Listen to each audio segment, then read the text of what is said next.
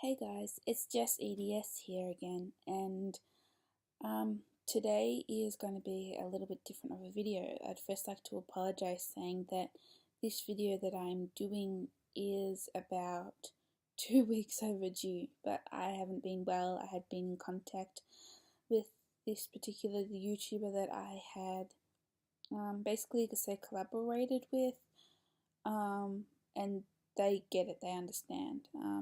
Although I haven't heard back from my last reply, but that's okay. So this video is basically I want to try something new. I wanted to. I got this idea because I got a comment on one of my videos, and this comment had a lot of things that I wanted to answer, but it would have taken a lot to write about. So I got in contact with this person and they gave me permission to do this video. And their YouTube name is In My Shoes Wheels Optional. And basically, I just said, hey, do you mind if I do a video reply? And I was thinking, maybe I can do this as a series. You guys write a comment and I'll reply to them in a video. Of course, as long as they're reasonable, and I could give a fair bit of, as long as they're not going to be like a 2-second video sort of thing. You know what I mean? So I thought, In My Shoes would be sort of like my test subject sort of thing. If you guys like how this turns out and you guys want this to continue, reply in the comments section and just tell me your thoughts on it. We'll see how it goes. So how it's going to work is I'm going to read. Sorry if you can hear that. That's my dog being annoying. And basically what's going to happen is I'm going to read the comment and then I'm going to go back over it and answer it in sections. So here we go.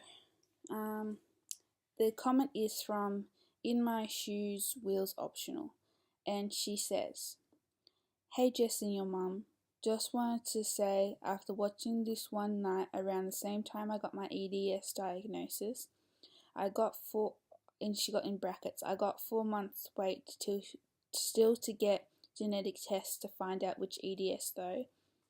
And then she goes on to say, "And going through a similar fight made me feel not so alone, and it helps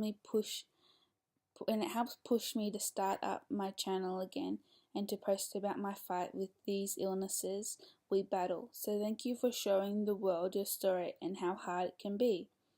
3 years on, I'm still waiting for the wheelchair I need to get out and about, and it's so cruel how expensive they make it, so it's not possible for us to actually get it, even though the right people, as I got used by the company I went through for 3 years of them saying they'd get the chair, then found out when I changed companies it had never been applied for, and they got all the funding while I stayed with them for them to help me get the chair, and now NDS has come in.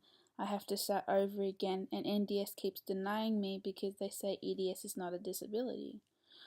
My mum also had to quit work and care for me full time. I constantly feel like a burden due to that, so I get how hard it can be emotionally. Offers gentle hugs. Thank you for helping those of us that needed a voice get one." Okay, that's really nice, and I'm glad that me being on TV has helped you. That was my goal. So now I'm going to go over it in in parts to answer each of the comment. So you first said that you were watching this at about the same time you got an EDS diagnosis, and you go on to say that you're still waiting for genetic testing to see what type of EDS you have. This is tricky because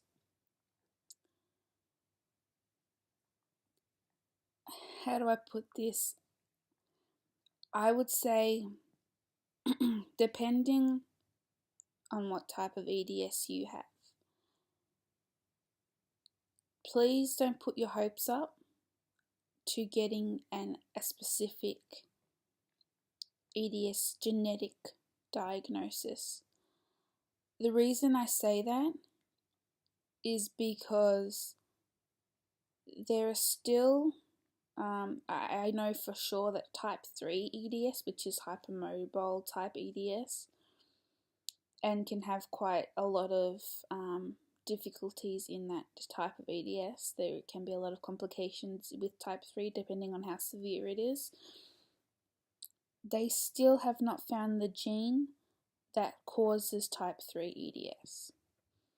So what I'm saying is, if you have type 3 and they say, hey, look, we literally have found nothing in your genetics that tells us what type of EDS you have, don't be disheartened. That's to be expected if you didn't know that.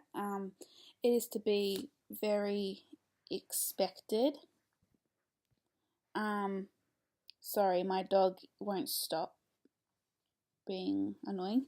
But as I was saying, it is to be expected that if you've got type 3 EDS, it's to be expected to not have a genetic result come back. I think if I can't remember correctly, but I think there may be one other type of EDS that doesn't have an exact gene yet also. With me, I have type 6, and the type 6 EDS is PLOD1. There is another gene that can be typically wrong with type, sorry, that's my dog, with type 6 EDS, but I can't remember what I think it's like FBPK14 or something like that. It's a few of the letters might be mucked up, but nevertheless, I have PLOD1, so that was, genetically put to type 6 EDS. So what I'm saying is just, please don't get disheartened or lose hope if your genetic tests come back negative. It just means that you do have EDS. It's just genetically not proven as of yet. You would be just proven to have EDS by the Beighton scale if you have type 3 EDS. And just other little similarities and whatever. So don't get discouraged. You go on to say 3 years on, still waiting for wheelchair, and how expensive they are, and how companies have used you and the NDIS. And the NDIS keep denying you because they say EDS is not a disability. Well, okay, so let me first answer the first thing. Say waiting for wheelchair and how expensive they are. Yeah, I know. The struggle is real when it comes to any sort of equipment that anybody needs, whether it's related to EDS or not. Any sort of medical equipment is a joke on how expensive they are. Wheelchairs, shower chairs, anything that you need, hospital beds, it's all ridiculously amount to pay to be able to be mobile, and it's unfair. So I get it, It sucks that a company ripped you off, and it really sucks that you still haven't got your chair and that they took all the funding. To me, if they've taken your funding, you have the right to fight. You have the right to fight that company because you never got the product that you technically paid for through funding. So, if I was you, find someone who can fight for you, because that's not legal. You know what I mean? Like, that's not legal. You you need to be compensated for what you've lost. If you're saying that they got to keep the funding and they supposedly never ordered the chair they said they ordered, that's like stealing. That's my opinion anyway. Could be wrong, but if I were you, I would seek some sort of compensation or something, I don't know. And then the last thing kind of makes me a bit angry, I don't know, but it says, you say that the NDIS keeps denying you because they say EDS is not a disability. Here's where that gets tricky. I'm accepted for the NDIS.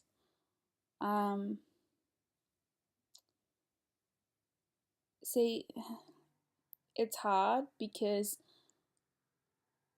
to physically be accepted into the NDIS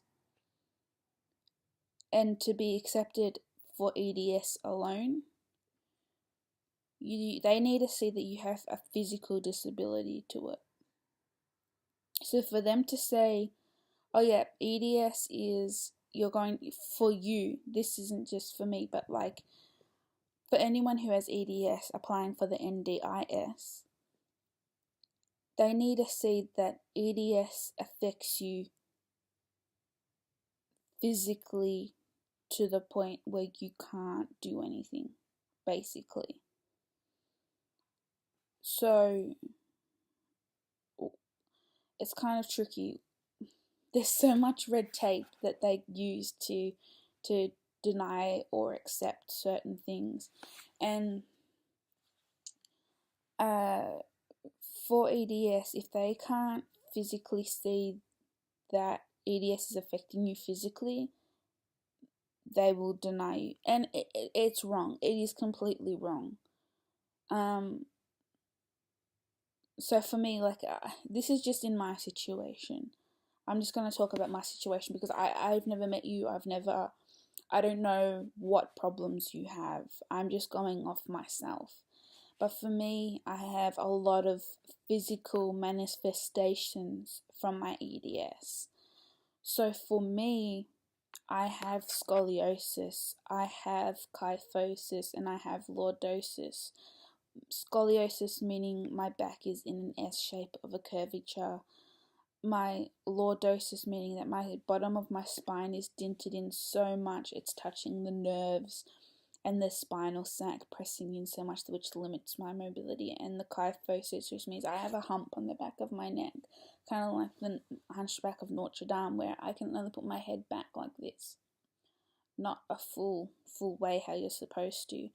And then of course that mixed with all the dislocations, my hips, my knees dislocating constantly, all that is physical. So I literally don't have a lot of mobility left in me. So that's why the NDIS go, you know what, yep, EDS is disability. That's how they can see that it affects me physically. Because what the NDIS do, they say, well, what is medical and what is physical? If it's physical, the NDIS will help you because there is things that the government can actually spend the money on, like wheelchairs, hospital beds, lifts and stuff for so that obviously parents can't pick you up. I forget what they're called, hoists, bath chairs, all that sort of stuff. There's like lots of little different things, that the NDS will go, okay, well, if you've got physical, the government can pay. But if yours is more per se of the side of the invisible illness of EDS, because EDS it's an invisible disability 90% of the time, they will go, well, what can the government spend their money on? So it becomes between a lot of red tape and what they can actually see to whether they will say, we can give you funding because we can see that you need it. I'm not saying you don't need it.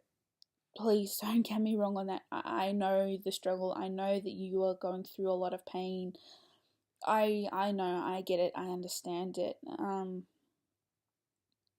It's just that unfortunately the government doesn't understand things, so they put all this red tape down, they put it all through, and so it makes it terribly, terribly hard for a lot of people who have invisible illnesses to get what they actually need, not what the government actually wants. It's really difficult and really hard.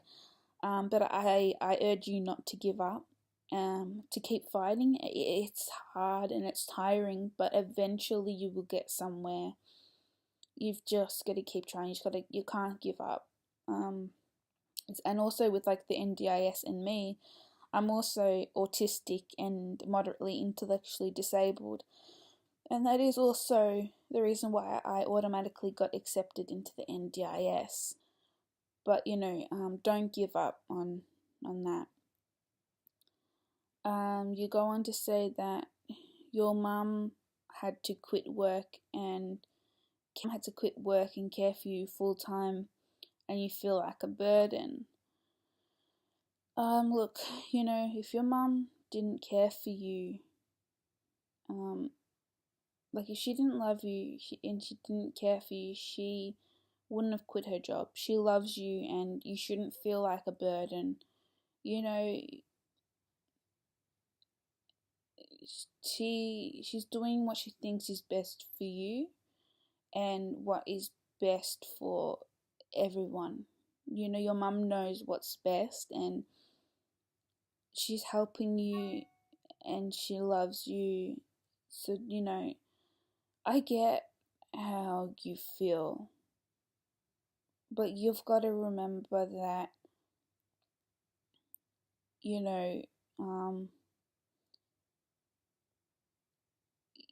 you can, it's normal to feel like you're a burden on someone who you love, but you can also accept that, that it's okay, that your mom has stopped work, because she did it because she loves you and she cares for you, and that you shouldn't feel like that. And I'm sure your mom's told you the same thing or a similar thing, is that she wouldn't have done it if she didn't care about you. You know what I mean? So it's a touchy sort of thing. It's like, I can't answer it to a full extent because I don't know your whole situation. I don't know your whole lifestyle, background, anything like that. But all I know from my mum, because my mum gave up to be my full-time carer, is that my mum loves me very, very much. She cares about me very, very much. She never wanted to see me go into like a home or anything like that. She wanted to take care of me because I'm her baby. She loves me, and mums know best when things are wrong with their kids. And they fight like hell. Their mama bear status comes out, and they fight like hell for their kids when doctors don't listen. So, I get it. I'm not a mum, but I know my mum, and if my mum's anything like your mum, the mama bear comes out and they go, you know what, something is wrong with my kid, doctors aren't listening, what are we going to do about it, sort of thing. And so I get it.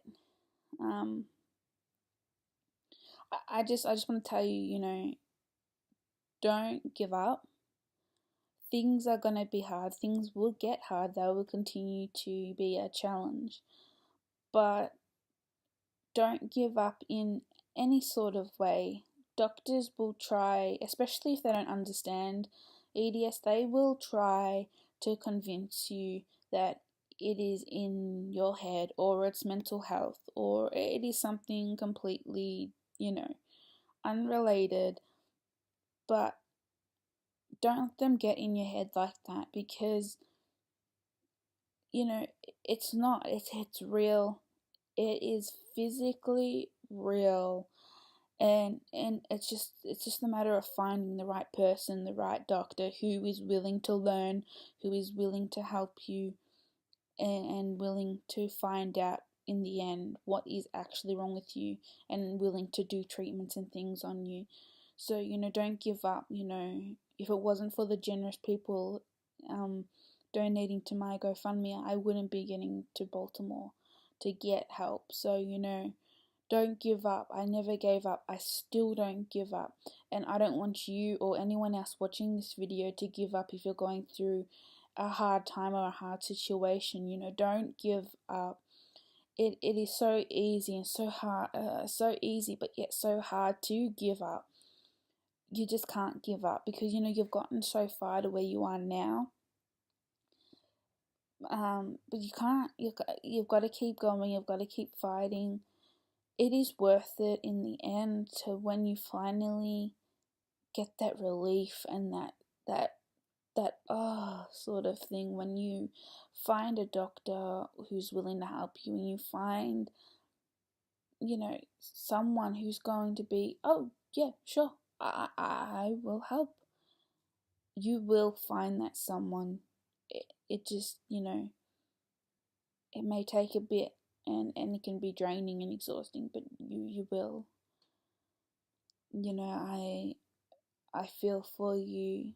I feel for anyone who is going through the struggle of doctors not knowing what's going on, or doctors denying what's going on, or anything like that. I feel for you and I pray for you.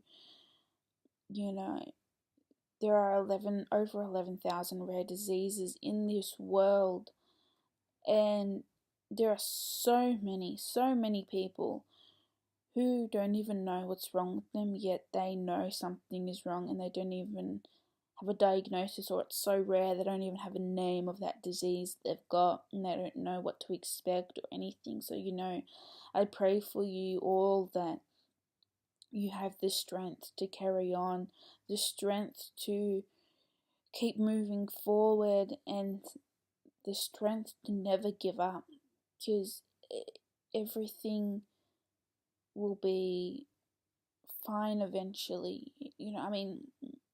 When I say fine, I mean some way or another, everything will work out.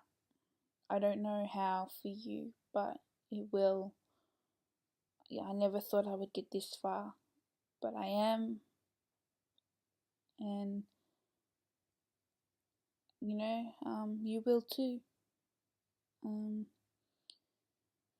And I'm gonna keep fighting for all of us, every single one of us who has any type of disability, who has anything, anyone who is differently abled. I will fight for anyone who is differently abled, and I will keep fighting until I die. I will be here. I may not post when I say I'm going to post. I may have hard times posting, but I will eventually get that video up there, but I will keep my promise to you. I will fight for everyone, and that's something big, but I'm willing to do it because someone needs to start somewhere, and that's what I'm gonna do. So I offer gentle hugs back to you. In my shoes, wheels optional. I give gentle hugs back. And to that I say, if you like this video and you want me to do this as a series, please like this video and comment down below to let me know if you want this video series to continue, where I reply back to your comments using a video. And with that, please subscribe to my channel. Please turn on post notifications so you never miss a video. Smash that like button and take care of yourself. I care about you all and I'm grateful for you all. Let's try and get my channel growing more so that we can get more awareness and help as many people as possible. This channel is also a fun channel, so I post not only helpful videos, I post tutorials, unboxings, toy reviews, I do it all. Share it with your friends. Let's do this. Let's make it great. And yeah, thank you for watching. See you next time. Bye.